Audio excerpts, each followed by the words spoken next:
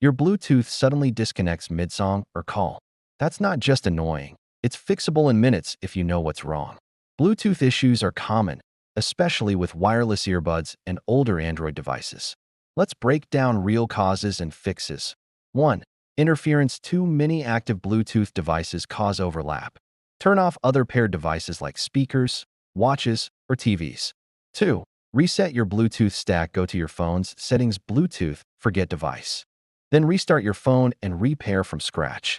This clears corrupted pairing data. 3. Update firmware. Outdated firmware can cause random disconnections.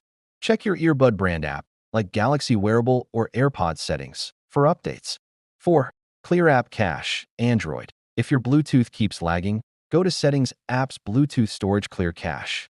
5. Avoid distance or barriers. Bluetooth range maxes at 10 meters. Keep your phone close and avoid walls or metal objects in between. 6. Factory reset. Last resort. If all fails, reset your headphones. Most require holding both earbuds for 10 to 15 seconds until a blinking light shows reset. Don't rush to buy new earbuds. Try these first. 9 out of 10 times, it's just a software or interference glitch.